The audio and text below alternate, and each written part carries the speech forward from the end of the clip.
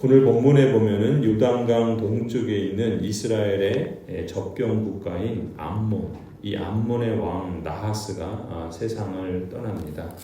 이 세상 나라의 방식을 따른다면 다윗은 이 틈을 타서 오히려 공격을 감행하고 또 그래서 정복을 해야 마땅하겠죠. 하지만 다윗은 하나님의 다스림을 받는 사람답게 오히려 조문단을 보내고 이웃 나라의 왕의 죽음을 애도하며 위로하고자 하지요.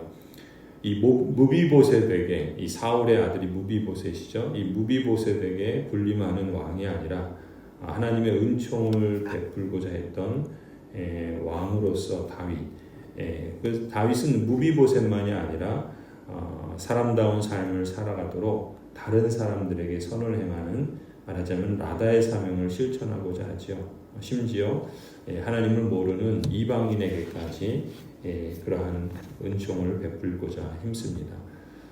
로마서 12장 말씀에 즐거워하는 자들과 함께 즐거워하고 우는 자들과 함께 울라라고 말씀하신 주님의 말씀은 비단 신자들끼리만이 아니라 믿지 않는 세상 사람들에게도 적용될 수 있어야 하겠지요.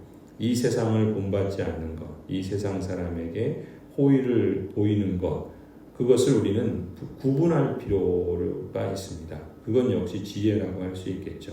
이 세상을 본받지 않는다고 해서 이 세상 사람에게 함부로 대하거나 또 우리가 호의를 베푸는 것을 간과한다면 그것은 하나님이 기뻐하시는 것은 아닌 것이라고 봅니다. 특히 아직은 믿지 않는 그런 가족들이나 또 친구들에게도 더더욱 그렇겠죠. 그건 역시 우리가 라다의 사명을 실천하는 복된 모습이라고 믿습니다. 그런데 우리가 믿지 않는 사람들에게 호의를 베푼다고 해서 오늘 본문에서 보는 것처럼 상대방이 꼭 언제나 그 호의를 선의로 받아들일 거라고 볼 수는 없습니다. 오늘 암몬 사람들이 그런 반응을 보이죠. 다윗이 보낸 조문단이 오히려 환영을 받지 못합니다. 다윗의 선의가 오히려 암몬을 정복하기 위해 스파이를 보낸 것이다, 이렇게 받아들였던 것이죠. 그래서 암몬의 왕 한우는 신하들의 말을 듣고 어리석은 판단을 합니다. 조문사절단으로 다윗이 보낸 사람들에게 온갖 수모와 수치를 안겨서 돌려보내죠. 당시 문화에서 수염은 남자다움의 상징이라고 합니다. 옷은 신분을 나타내는 수단이기도 하죠. 그런데 그 조문 사절단의 수염을 강제로 자르고 옷을 엉덩이 부분까지 찢어서 보냈다는 것은 그야말로 가장 수치스럽고 엄청난 모멸감을 주는 행위였죠. 그 사람들뿐만 아니라 그들을 보낸 다윗 왕에 대한 모욕이고 또한 모멸감을 주는 그러한 적대 행위라고 할 수 있습니다. 이런 소식을 들은 다윗이 어떻게 하죠? 조문단에게 연락해서 그들이 이러한 수치를 당했으니 여리고성에서 수염이 자라고 또 평상적인 그런 모습을 회복할 때까지 기다렸다가 예루살렘으로 돌아오도록 배려를 해주지요. 그리고 다윗에게 정면으로 선전포고를 걸어온 이 한운에 대해서는 전쟁을 선포합니다. 그래서 다윗은 군대장관 요압을 출정시키죠. 그래서 하나님을 의지하여 싸우는 이 요압, 그리고 또 그 아비새, 요압과 아비새 군대는 이 암몬과 그리고 시리아, 이 아람 군대와 연합한 그러한 이 군대와 싸워서 승리를 하게 됩니다. 이 아람이라고 부르는 이 시리아 왕 하다데셀이 전열을 정비해서 다시금 또 이스라엘을 공격해 오죠. 하지만 이번에는 다윗이 직접 온 이스라엘 군대를 이끌고 헬람으로 진군해서 시리아 군대를 전멸시킵니다. 19절에 보면은 이 일로 인해서 시리아 사람들이 두려워해서 다시는 암몬 자손을 돕지 않았다, 이렇게 기록을 하죠. 다윗과 그의 동역자들이 승승장구하며 그러한 외교적 승리를 이루어가는 것을 이제 주목할 수 있습니다. 근데 우리가 여기서 오늘 본문에서 주목할 부분 중에 하나는 지금 한 사건에 대해서 생각하는 마음, 그리고 그 말이 서로 상반된 것을 우리가 주목할 필요는 있어요. 그리고 그러한 마음과 생각 그리고 거기서 비롯된 말이 어떤 결과를 낳는가라고 하는 점을 오늘 본문은 대조해서 보여주고 있습니다. 먼저 한눈의 신하들을 보면 이 신하들이 가졌던 마음 그리고 그들의 그 생각 또 그것을 표현하는 말을 우리가 좀 주목해 보면 3절에 그러죠. 암몬 사람의 대신들이 한눈에게 말합니다. 다윗이 임금님께 조문사절을 보낸 것이 임금님의 부친을 존경하기 때문이라고 생각하십니까? 오히려 이 땅을 두루 살펴서 함락시키려고 그의 신하들이 정탐하러 온 것이 아닙니까? 이 암몬의 신하들은 다윗의 호의와 선대를 의심의 눈초리로 보죠. 그래서 이들은 눈앞에 있는 진실을 보지 못하고 한 치 앞도 분간하지 못합니다. 사실상 암몬 왕의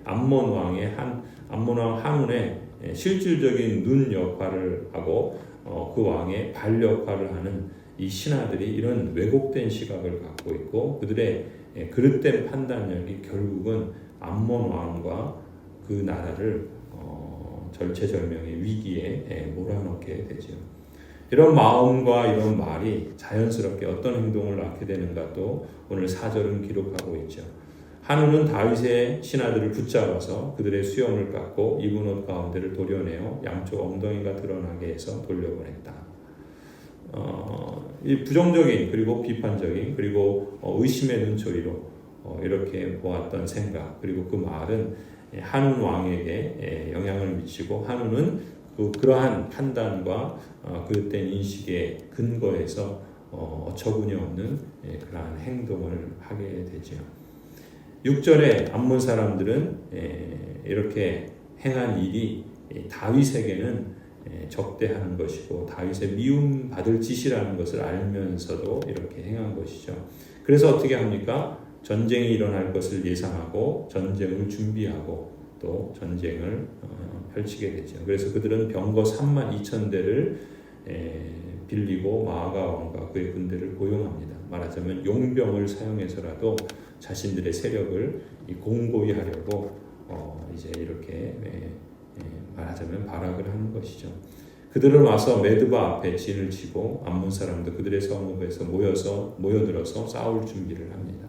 결국 암몬은 어떻게 됩니까? 다윗에게 진멸당하는 결과를 초래합니다. 그것이 어디서부터 비롯되었는가? 이 다윗의 호의에 대해서 선입견을 갖고 또 의심을 하고 또 그것을 무시하고 조롱하고 또 그것을 수치심을 느끼게 만드는 그러한 행동들을 서슴없이 하죠. 이런 모습은 사실 오늘날 우리에게도 아주 낯선 것은 아닙니다. 정치적인 목적에서 지역 감정을 조장하고 파벌 싸움을 하고 세대 갈등을 일으키고 계층 갈등을 일으키고 그야말로 요즘 유행하는 갈라치기를 하는 것이죠. 심지어 이 젊은 세대들에게도 그러한 모습들을 보이고 그걸 이용하는 모습들을 본다는 것은 참으로 안타까운 일입니다. 특별히 우리 청소년들이 학교 현장에서 성인들이 하는 그러한 왕따, 패거리 문화 이런 세상의 모습이 학교 현장에서도 확대되고 있고 심지어 교회 안에서도 지역으로 또 정치적인 색깔로 또 여러 가지 알게 모르게 파벌 같은 모습으로 교회마저도 세상의 길로 가도록 유혹하는 것을 보게 됩니다. 어쩌면 6절에 기록한 것처럼 암몬 자손들이 자기들이 다윗에게 미움이 된 줄을 알면서까지 자신들을 지키고 또 자신들의 세력을 공고하기 위해서 용병을 사용하고 온갖 수단과 방법을 다 동원하죠. 악을 덮기 위해서 더 큰 악을 행하는 그러한 그야말로 공멸의 위기를 향해서 치닫고 있는 것입니다. 그 일이 어떤 결과를 낳게 될 것인가 알면서도 이제 그야말로 폭주하는 기관차는 낭떠러지를 향해서 떨어지지만 이제 어쩔 수 없다고 그게 우리의 현실이라고 어쩌면 자주 섞인 탄식을 하며 최후까지 자기를 지키기 위해서 발악을 하는 것이죠. 그 길을 가는 것이 참으로 안타까운 일 아니겠습니까? 어쩌면 우리가 살아가는 우리 사회도 그런지 모르겠습니다. 결국 이 길이 우리 사회와 또 우리 모두를 공멸하게 하는 그런 길인 것을 알면서도 나만 죽지 않겠다는 거죠. 아니 어쩌면 우리가 이렇게 하면 살 수도 있다라고 하는 그런 그릇된 인식을 끝까지 붙잡고 이 길을 갑니다. 결국 그렇게 간다면 오늘 이 본문에서 말하는 것처럼 암몬 자손의 길을 갈 수밖에 없는 것이죠. 반대로 다윗의 신하인 요압이 가진 마음과 그의 생각, 거기서 비롯되는 말을 우리가 주목해 볼 필요가 있습니다. 11절에 보면 요압이 이렇게 말하죠. 시리아 군대가 나보다 강하면 너가 와서 나를 도와라. 그러나 암몬 군대가 너보다 더 강하면 내가 너를 돕겠다. 용기를 내라. 용감하게 싸워서 우리가 우리 민족을 지키고 우리 하나님의 성읍을 지키자. 주님께서 좋게 여기시는 대로 이루어 주실 것이다. 주님께서 좋게 여기시는 대로 이루어 주실 것이다 라고 하는 이 고백. 이 고백에 적어도 이 당시에 요압이 가졌던 마음을 우리가 엿볼 수 있죠. 앞서 요압이 자기 동생 아사엘 때문에 사실 복수심에 사로잡혀서 아브넬을 죽이는 역사가 있습니다. 그 모습만 봐도 사실 요압은 꽤 힘 있는 장군이고 또 당시의 군대 장관이었죠. 군사령관이었습니다. 그런 면에서 보면은 윤리적으로나 신앙적으로 그렇게 썩 좋은 사람이라고 보기는 어려워요. 하지만 이 경우를 보면은 마치 거룩한 전쟁에 임하는 것처럼 주님께서 좋게 여기시는 대로 이루어 주실 것이다. 하나님 여호와에 대한 믿음과 각오를 새롭게 하는 것을 우리는 주목할 필요가 있습니다. 용기를 내라고 그것에 기초해서 용감하게 싸워서 우리가 우리 민족을 지키고 우리 하나님의 성읍을 지키자고 주님께서 좋게 여기시는 대로 이루어 주실 것이라고 그 동생 아비새를 격려하며 이 전쟁을 이루어가죠. 요압의 경우는 14절에 보면 그런 다음에 요압이 그의 부대를 거느리고 싸우려고 시리아 군대 앞으로 나아가죠.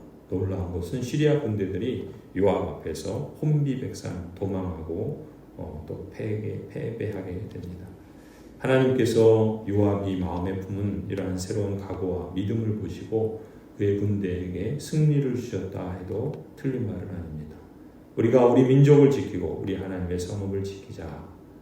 나의 자존심을, 나의 그 기득권을, 나의 어떤 세력을 지키기 위해서 악을 행하고 또 감추고 또 복수심에 사로잡혀서 더 악한 악을 행하는 그러한 모습이 아니라 하나님의 공동체에 대한 우리 의식, 이것이 중요한 것이죠. 결국 다윗의 신하였던 요압이 그 마음에 품었던 선한 동기, 즉 하나님의 공동체와 그 백성들을 지키려고 하는 이러한 동기가 있었기 때문에 하나님께서 다윗과 그 공동체에게 승리를 주신 것이라 믿습니다. 이런 마음의 중심이 하나님께서 보시는 것 아니겠습니까? 하나님께서 중심을 보신다라고 하는 것은 하나님을 믿는 신자들에게는 마땅히 그러려니와 또한 하나님은 모든 만물의 창조주로서 이 세상 살아가는 사람들에게도 그러하시다 믿습니다. 하나님께서 요압과 또 그 군대에게 그리고 다윗과 또 이스라엘 언약 백성의 공동체에게 승리를 주셨던 것은 이러한 요압의 마음 그리고 그 말 또 그와 함께 이 전쟁에 참여했던 그 아비새와 그의 군사들에게 용기를 심어주며 함께 동역하는 모습들 속에서 하나님께서 이미 승리를 주셨다 믿습니다. 하나님의 나라를 세워간다는 것, 하나님의 나라는 사실 우리가 세워가는 게 아니죠. 하나님께서 세워가십니다. 우리는 다만 하나님의 그 행하시는 역사의 동역자로 부름받고 있죠. 나를 위하고 나의 욕심을 위하고 나의 기득권을 추구하고 나의 악을 덮기 위한 악의 그런 모습을 계속 견지하는 것이 아니라 하나님께서 택하신 공동체 또 하나님의 그러한 뜻을 이루고자 하는 그러한 부르심에 동역하는 모습, 함께 세워가는 그러한 역사, 이것이 사람의 역할이 중요하다라는 점이죠.